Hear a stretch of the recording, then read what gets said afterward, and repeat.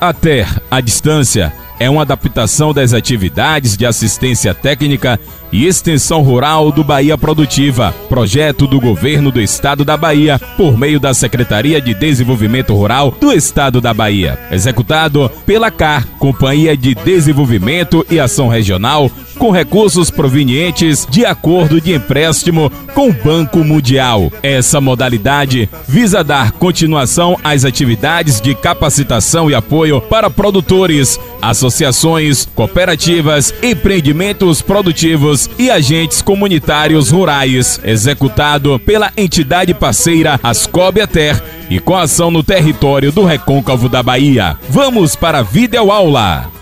Vamos iniciar, com a nossa apresentação, importância dos cítricos, com enfoque em limão e laranja, no território do Recôncavo.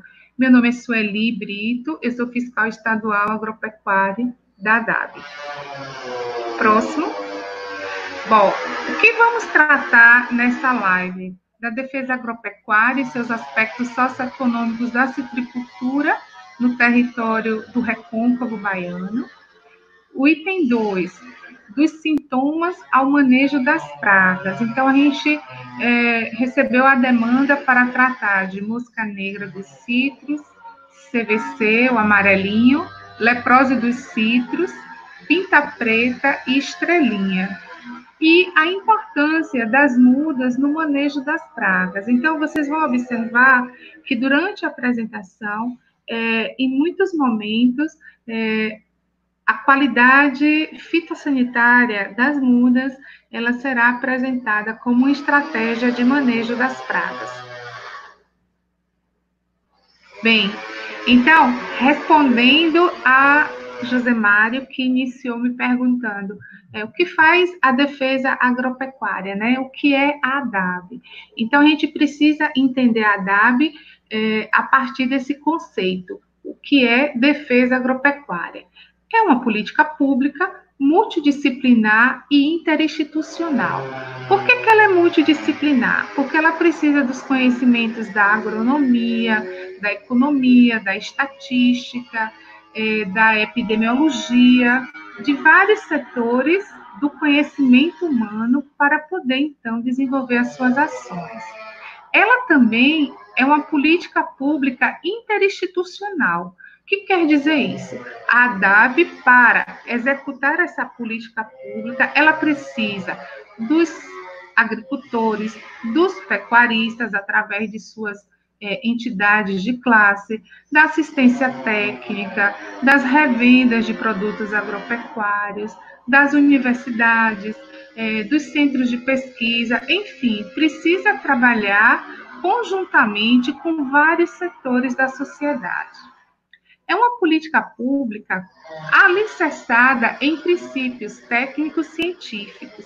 Então, a ADAB, quando determina uma ação, quando executa um procedimento, não é à toa. Existem procedimentos técnicos científicos que embasam essas ações. E essa é uma política pública aplicada ao setor primário e secundário da produção, ou seja, tanto na área animal quanto na área vegetal. Também é uma política que tem implicações sociais, econômicas e ambientais. Como que a gente pode entender isso? Depois da chegada da mosca negra no território do Recôncavo, o que foi que nós assistimos em termos de perdas? Perdas econômicas em função da praga, e isso desencadeou também uma certa crise social.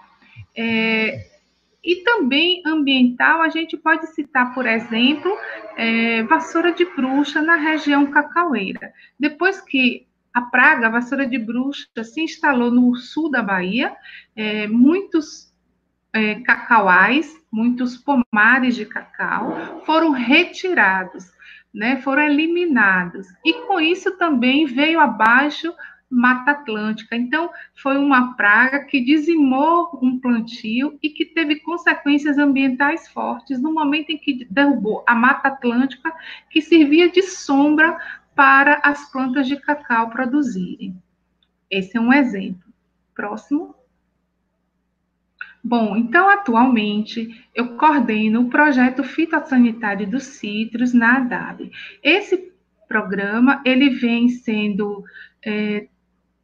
trabalhado, coordenado por mim desde 2009, quando eu recebi a missão de continuar o trabalho que foi iniciado, antecedido pelo meu colega Raul Magno Pinto, filho de Cruz das Almas, um excelente profissional e que me entregou esse programa porque ele ia para outra instituição. Então, desde 2009 que eu venho trabalhando com o programa dos citros.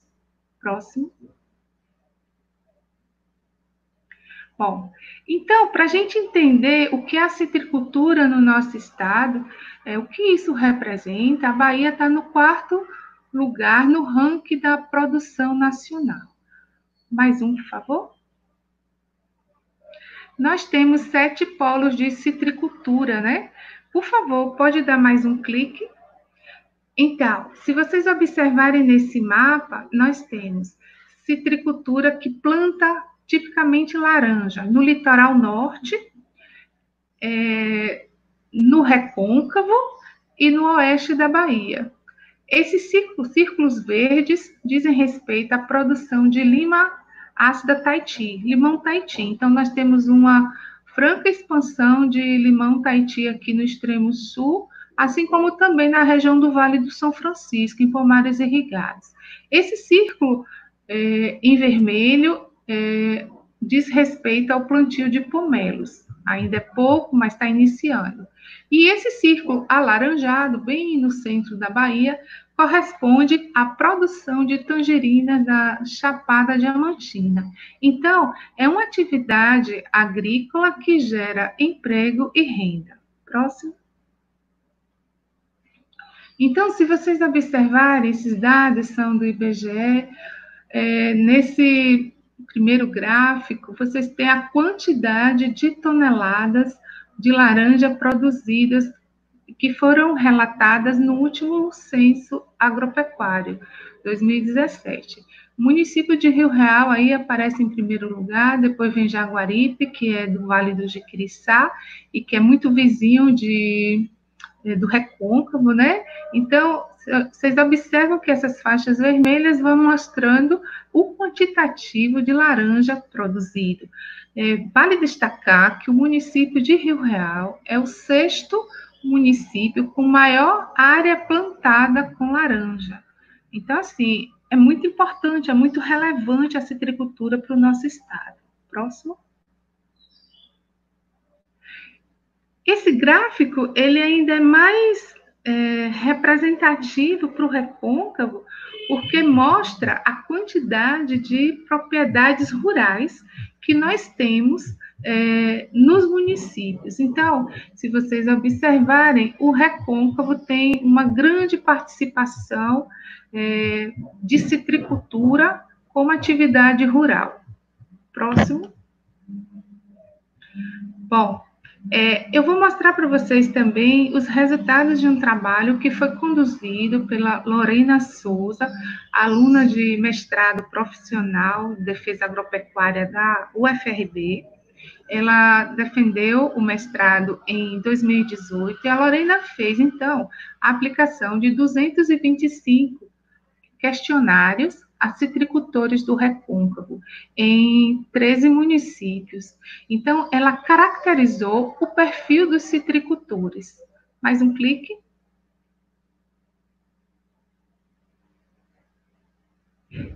Então, não somente informações sobre a ocorrência de pragas, mas ela também verificou o tamanho da área, se os produtores tinham acesso à assistência técnica. Então, os resultados aqui apresentados, eles foram ditos diretamente pelo produtor e nós preenchemos o questionário. Mais um clique. Aí a Lorena fazendo entrevista, né? Foi nas propriedades rurais, foi nas feiras livres também. Pode seguir. Então, como resultado, eu acho esse gráfico em forma de pizza muito interessante, porque mostra a faixa etária, ou seja, que idade tem o nosso citricultor do Recôncavo. Se vocês observarem essas duas faixas azuis, a gente tem aproximadamente 60% dos produtores estão acima dos 50 anos de idade.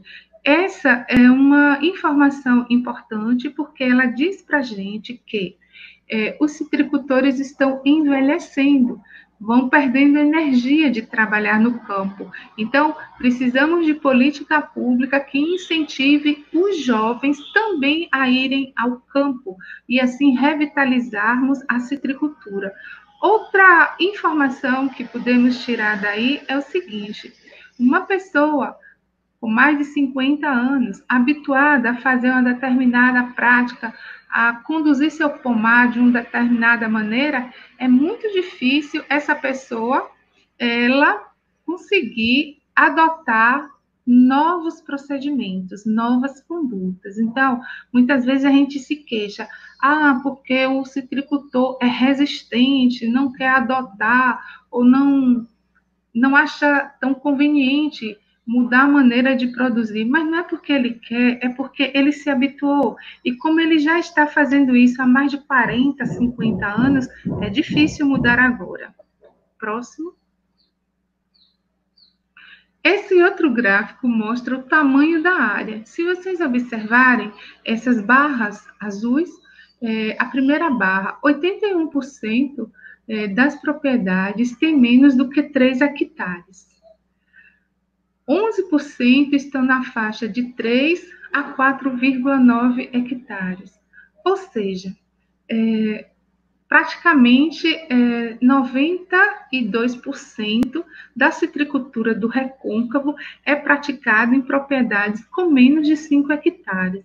Então, essas informações elas são importantes para nortear as ações que a gente deve adotar no recôncavo, principalmente quando a gente pensar em controle de pragas. A gente não vai poder pensar de forma individualizada, a gente tem que pensar coletivamente, a gente tem que pensar no manejo regional. Próximo.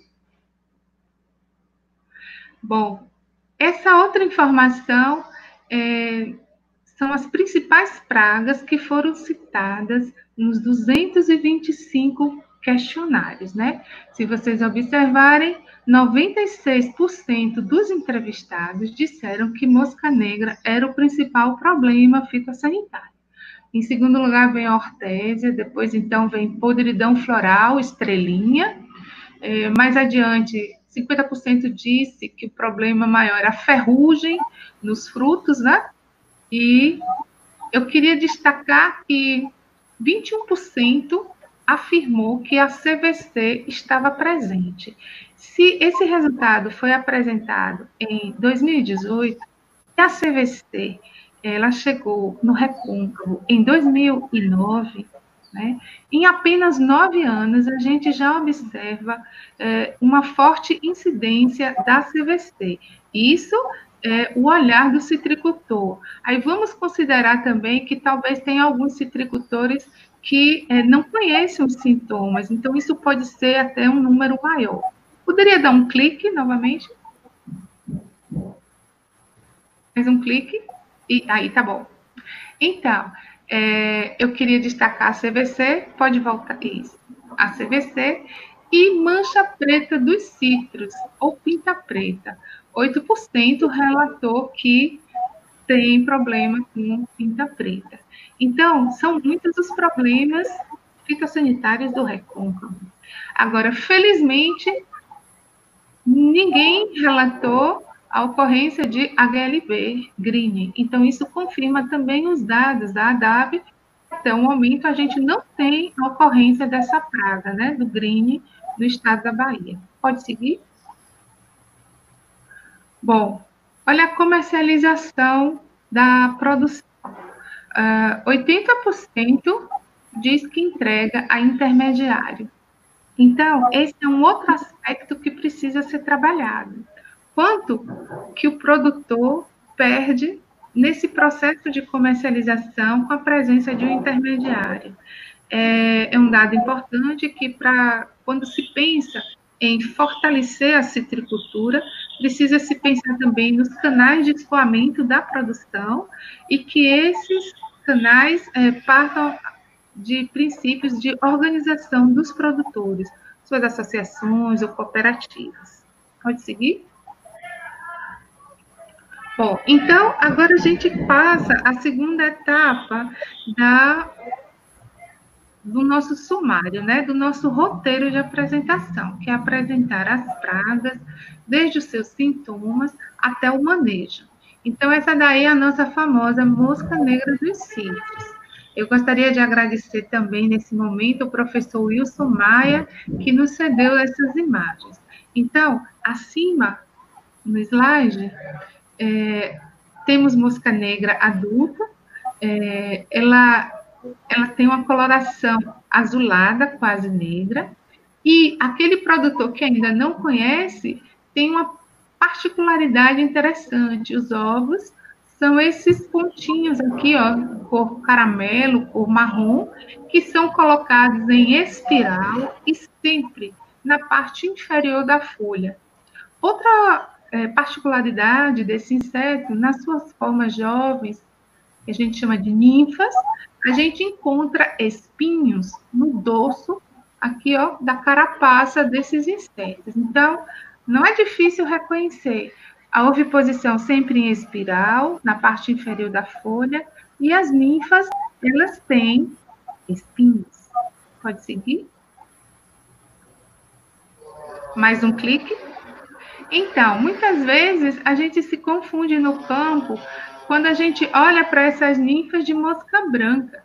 As ninfas de mosca branca, elas são pretas, como a da mosca negra, porém, elas não têm espinho no dorso e em volta delas tem uma franja esbranquiçada. E ela coloca em qualquer parte da folha, ela não só coloca na parte inferior, como faz mosca negra.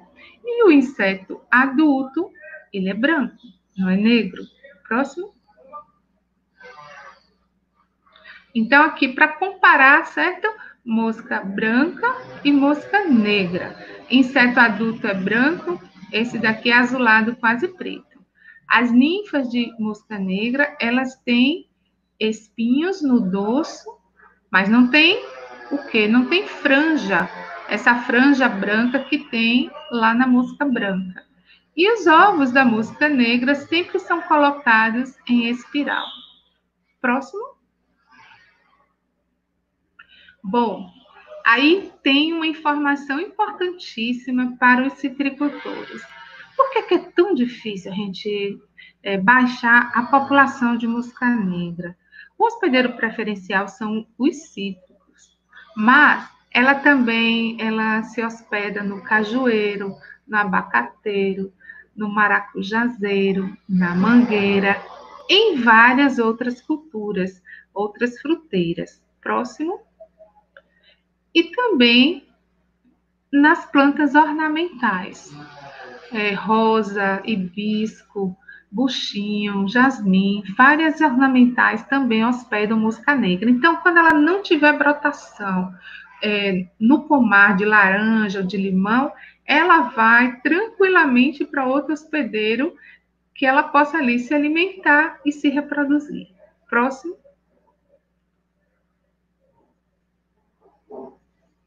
Então, por conta do ataque de mosca negra, nós temos danos econômicos e podem ser divididos em diretos e indiretos.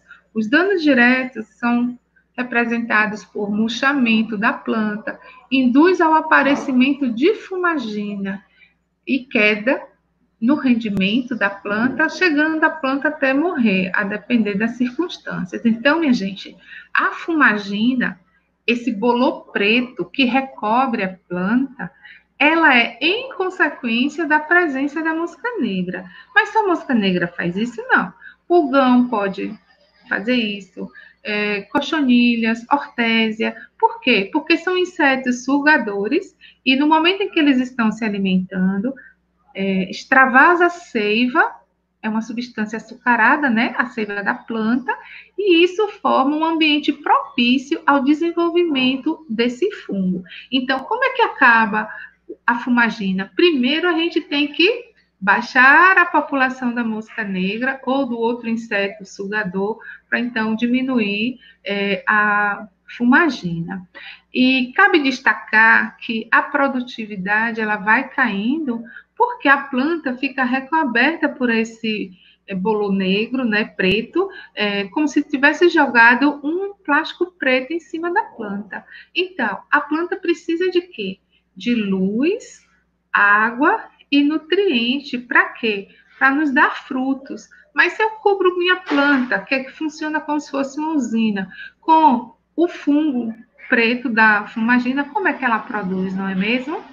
Bom, e os danos indiretos são elevação do custo de produção e restrições comerciais. Mais um clique, por favor. Então, elevação do custo. Os citricultores, eles sabem de cor salteado que, depois da mosca negra, eles gastaram muito mais com práticas para tentar controlar o inseto, né? Então, ficou mais caro se produzir num cenário com mosca negra. Ao passo também que os frutos ficam com aspecto muito ruim, muito feio. Então, isso requereu também que eles tivessem que lavar os frutos, levar para a unidade de beneficiamento, para dar uma lavagem, um polimento, para então conseguir vender seu produto. E as perdas por mosca negra pode variar de 70% a 100%. Pode seguir? Bom, então, mosca negra, gente, está aniversariando no estado da Bahia. Tem 10 anos, foi em julho de 2010 que nós encontramos pela primeira vez mosca negra. E o que fizemos? A princípio, a curto prazo, nós fizemos apreensão e destruição de mudas, e a longo prazo fizemos a interdição de viveiros. Essas imagens aí são de Teixeira de Freitas. Pode seguir? Então, esse slide, ele é bem interessante para mostrar como que a mosca negra chegou no território do recôncavo. Vocês acham que foi como, minha gente? Observem nessa imagem, tem um pontinho vermelho, chama-se viveiro pai e filhos. Esse viveiro tinha licença do Ministério da Agricultura, ele tinha Renasem para produzir espécies florestais. Mas seus proprietários resolveram comercializar mudas de frutíferas. Então, foi ao estado do Espírito Santo e trouxe mudas. Mudas de citro, muda de café, muda de pitanga, de uma série de frutíferas. E aí começou a comercializar. E essas plantas vieram com uma infestação de mosca negra. Aí, se vocês observarem, o viveiro é às margens da BR-101. Então, a mosca negra saiu de carona nas mudas pela BR-101. Pode ir clicando, por favor, Jefferson. Então, no extremo sul, ela foi detectada em 2010, pode seguir, em julho. Depois, então, ela foi para o Baixo Sul, em novembro já estava lá na região de Ilhéus, mais um clique. Em 2012, ela já estava no oeste da Bahia. Mais um clique. Em 2013, chegou ao recôncavo baiano. Mais um clique. E em 2014, chegou ao litoral norte. Se vocês observarem, o Baixo Sul, o recôncavo e o litoral norte, todas são ligadas, todas essas regiões são ligadas pela BR-101, exceto para a região do oeste, que tem que pegar outras rodovias. Então, vejam a importância do trânsito de material propagativo na disseminação de pragas. Foi preponderante na história de mosca negra. Pode seguir? Bom, mas aí a gente precisa falar de manejo. Eu não posso aqui tratar de produto A, B ou C, fazer recomendação de produto químico, porque nós não somos empresa de extensão rural, né? Então, essa calda saponificada, ela é recomendada para cochonilha ortese e para mosca negra. Sua composição é 3 litros de óleo vegetal pode ser óleo de algodão, de soja ou outro óleo, mais 4,5 litros de álcool, mais 800 gramas de soda cáustica, mais 2 litros de água. O próximo slide, por favor. Então, nesse slide se demonstra como que se prepara a calda, né? Então, a gente coloca 3 litros de óleo vegetal, mais 4,5 litros de álcool num recipiente, num balde. Em outro balde, 800 gramas de soda cáustica, mais 2 litros de água. A gente deve, então, homogeneizar, mexer bastante para não ficar aquelas pedrinhas que venham entupir, por exemplo, o bico do pulverizador, né? E despejar aos poucos o conteúdo da soda cáustica com a água, mais o óleo e o álcool em um terceiro recipiente, em um terceiro balde, né? Isso deve ser agitado, deve ser mexido por, no mínimo, 15 minutos.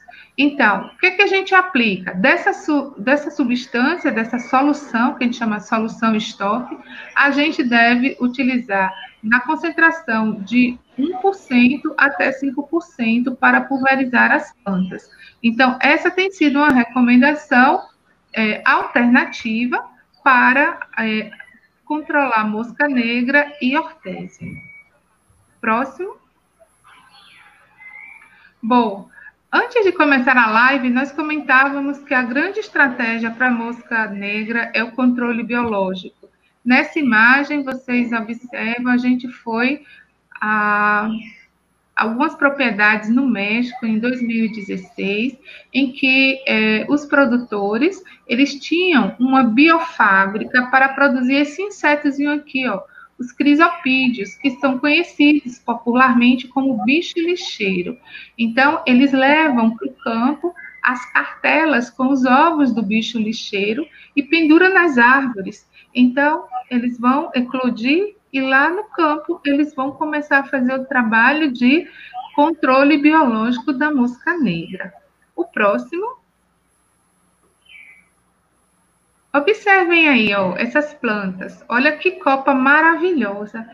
Esse é um pomar que tem mosca negra, mas vocês não observam a presença da fumagina, porque é um pomar que tem o controle biológico de forma eficiente. Agora, vocês comparem essa imagem que vocês estão vendo com a próxima imagem, por favor. No mesmo ano, 2 meses depois daquela primeira imagem, aqui no Recôncavo Baiano. Olha a condição das nossas árvores. Então, assim, eu acredito muito nessa estratégia do controle biológico. O próximo. E por acreditar nisso, nós nos aproximamos do professor Wilson Maia, professor da Universidade Federal Rural da Amazônia, da UFRA, no Pará. O professor Wilson Maia tem mais de uma década trabalhando com controle biológico de mosca negra. Ele tem um laboratório em que ele cria os insetos e também faz os testes de campo. Pode seguir? E daí, então, nós propusemos fazer a implantação de uma biofábrica aqui no nosso estado. E começamos, então, a nos estruturar. E um dos primeiros passos foi esse daí. O professor Wilson Maia recebeu no Pará, lá em Capitão Poço, em Belém, em Capitão Poço, 2 colegas nossos, o Marcos Humberto e a Maria Aparecida. Eles 2 trabalham aí na DAB de Cruz das Almas. Então, eles estão devidamente treinados para a etapa de identificação de inimigos naturais, de coleta de insetos, de distribuição no campo. Então, a gente tem a tecnologia, que já foi desenvolvida pelo professor Wilson, a gente tem equipe, estamos precisando finalizar a etapa de laboratório. Inclusive, eu gostaria de registrar que há 3 anos atrás, o governador do estado, Rui Costa, ele foi sensível à problemática da mosca negra e concedeu que a ADAB utilizasse um recurso do seu superávit. Todavia, a gente ainda não está usando esse recurso por uma impossibilidade administrativa que a gente tem buscado resolver. Mas cabe informar que a reforma no laboratório já se iniciou. O próximo. Bom, essa é a praga chamada clorose variegada dos citros, ou CVC, também conhecida como amarelinho. Se vocês observarem, aí temos uma planta de laranja, e nesse círculo alaranjado, nós temos frutos menores em cacho e que estavam endurecidos. São frutos típicos do amarelinho. Próximo. Olha o sintoma nas folhas. Não é tão fácil reconhecer no campo, porque muitos sintomas de amarelecimento de folhas se confundem com os sintomas da clorose variegada dos citros. Entretanto, são manchas bem delimitadas, que a gente percebe na parte superior da folha, e quando a gente vira a folha ao contrário da luz, a gente observa na sua parte inferior essas manchas em cor palha, em cor marrom. Então, para cada mancha amarelada, clorótica, que a gente observa na face superior da folha, no seu verso, na parte inferior, a gente encontra essa coloração marrom. Pode seguir?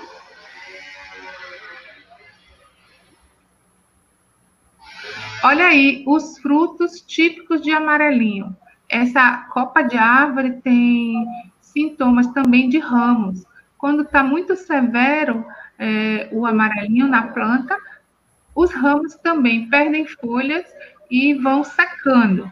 E a maior característica para se identificar a planta são os frutos pequenos, amarelos, endurecidos e geralmente queimados na parte que fica exposta ao sol, porque a pele, a casca do fruto fica muito frágil e por isso ela queima com o sol.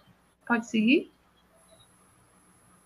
E por que que isso ocorre, né? Por que que a planta fica com frutos tão pequenos e desenvolve pouco? Porque interfere no fluxo da seiva bruta, afetando assim o desenvolvimento da planta. Então, a gente tem a copa e tem o sistema radicular da planta.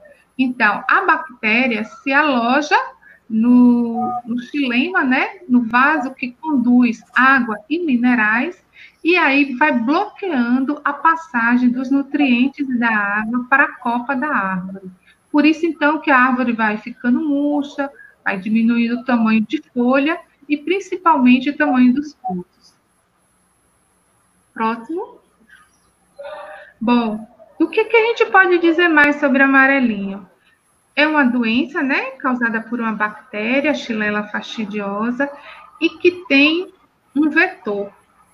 Então, o amarelinho tem aproximadamente 11 cigarrinhas que já foram descritas como vetoras eficientes na transmissão da bactéria. Como é que isso ocorre? A cigarrinha se alimenta na planta de citros e, ao se alimentar, adquire a bactéria. E quando ela sai dali e vai para outra planta que está sadia, ela, no momento que vai se alimentar, ela leva a bactéria e assim vai disseminando planta a planta. Observe essas duas imagens que são dos frutos. Olha o fruto pequenininho, os frutos comparados com a moeda de R$1. Próximo.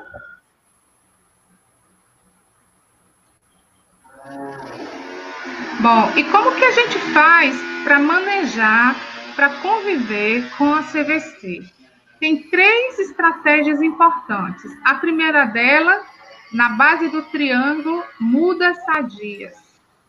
De um lado do triângulo, controle das cigarrinhas. Então, a gente tem que controlar o vetor, que é o inseto, né? As cigarrinhas. E do outro lado, a realização de poda. Então, a gente tem que podar ramos com sintomas nas folhas ou nos frutos. A gente localiza a última folha, o último fruto com sintomas e mede para trás de 50 a 70 centímetros para fazer a poda. E aí a gente vai adquirindo chance da planta rebrotar sadia. Então, o sucesso do manejo dessa doença, da CVC, do amarelinho, depende das medidas adotadas conjuntamente. Não adianta fazer isolado, tem que fazer as 3 estratégias. Próximo. E agora, o que é que vocês me dizem desse viveiro a céu aberto? Essa imagem eu fiz no Recôncavo. Qual é o citricultor? Qual é o viverista que pode garantir que essas mudas que daí sairão, elas não estão infectadas com a bactéria da CVC? Observem que o viveiro está do lado do pomar. E se o pomar tem CVC, amarelinho, como é que o viverista vai garantir que vai vender uma planta sem a bactéria? Fica aí essa pergunta para quem está nos escutando pensar, não é? Pode seguir. Então, as mudas sadias, né, é a grande estratégia para a maioria do enfrentamento dos problemas fitossanitários. Então, mudas de viveiro protegido por tela, à prova de insetos e que utilizam borbulhas sadias, borbulhas certificadas, né? Porque não adianta também você dizer que está telado e trouxe a borbulha de um pomar com ocorrência de amarelinho, porque no momento da enxertia, você também pode transmitir no tecido que você vai enxertar, né, na gema que vai ser enxertada, já pode estar levando a bactéria. Então, a planta proveniente de uma muda infectada, ela nunca poderá ser uma planta produtiva. Desde muito pequena, ela vai produzir frutos pequenos e sem qualidade. Próximo. Agora a gente vai para a segunda etapa, não é isso? Há um momento, né?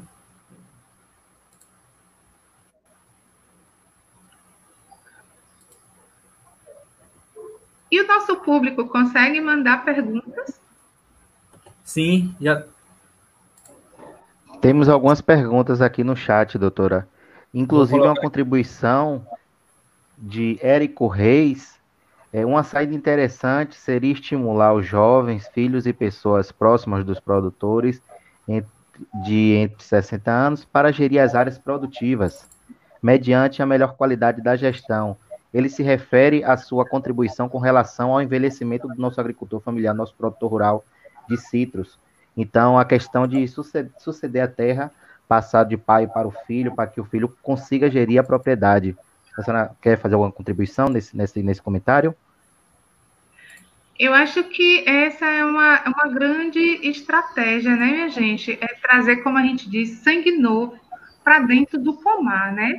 Agora a gente precisa ser muito criativo e muito atraente para conquistar, né, a atenção dos jovens, né? Mostrar para eles que se trata de uma atividade que tem rentabilidade e é sustentável, né? Então a gente precisa ser desafiado também. Como que a gente vai conquistar esses jovens, não é isso?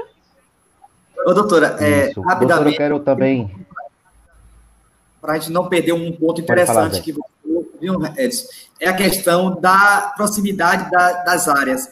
Lembra que você falou lá atrás sobre nossa agricultura familiar, nossas pequenas áreas? Uma temática aqui bastante discutida é: eu aplico ou eu uso um controle biológico na minha propriedade, mas o vizinho não usa. Então, o grande desafio nosso dos pequenos produtores no território do Recôncavo é: Dona Maria usou o controle lá, mesmo que químico, que para mim não é o ideal, que o biológico, como a gente viu aí com o pesquisador lá do Pará, que é o mais ideal, mas ela usa o químico e aí o vizinho não usa. Aí com um mês, aí volta novamente a doença ou a praga. Aí ela desacredita na capacidade, né, da citricultura. Esse é um debate bem interessante aí, para a senhora reforçar, sobre o coletivo, né? Com certeza. Então, isso diz respeito à nossa capacidade de convencimento, né? Da gente manter o setor coeso. E, vamos dizer assim, é como se fosse uma orquestra, né, uma orquestra sinfônica, que tem que ter lá a figura do maestro, porque senão cada músico vai tocar o seu instrumento num determinado compasso. Então, o que a gente está precisando na nossa citricultura é termos essas lideranças, né, para que a gente possa influenciar positivamente a todos os participantes da cadeia produtiva a seguirem juntos, né? Fazendo só um paralelo, agora, nesse momento de pandemia, né? Veja, é a coletividade que tem que se envolver. Não adianta apenas o poder público municipal, estadual ou federal dizer quais são as medidas, se a própria população não adota, não se sente pertencido naquele propósito, não é isso? Perfeito. Doutora Sueli, Sim. só quero fazer o registro aqui da participação de alguns ACRs que estão nos assistindo: Jailson Sena, Anaíde Cavalcante, Jaqueline Jesus, Mariane Pereira, Ângela Cavalcante, o Elisso e Andresa Barbosa. Todos eles são jovens ACRs que estão nos assistindo agora, são os difusores da informação, do conteúdo que a gente está trabalhando, que a senhora tem trabalhado perfeitamente na sua live, e quero registrar também a participação de nossa companheira Losane Lordelo. Ela é da ADAB também, e ela está dizendo: doutora Sueli, é referência no assunto, parabéns. Obrigada, Losane, minha colega. Obrigada, pessoal. Eu tenho que mandar um abraço aí para toda a equipe, Losane, Marcos, Cida, o pessoal maior querido aí, nossos parceiros aqui no território. Então, a gente não pode perder a oportunidade aí de mandar um abraço aí para essa equipe show de bola aqui do Recôncavo, tá bom? Com certeza. O ACR também da comunidade da Pumba, né, que é a comunidade que foi contemplada no edital da citricultura, que é João Pedro, também ele está presente. Ele fez até uma pergunta, mas eu vou fazer futuramente aqui para você. Então, vamos continuar aqui com o slide. O Érico Reis, Jefferson, fez outra contribuição aqui rapidamente. Eventos Sim. em faculdades e visitas em escolas municipais, estaduais, agrícolas seriam uma boa saída, sem falar em cooperativas e associações. Com certeza.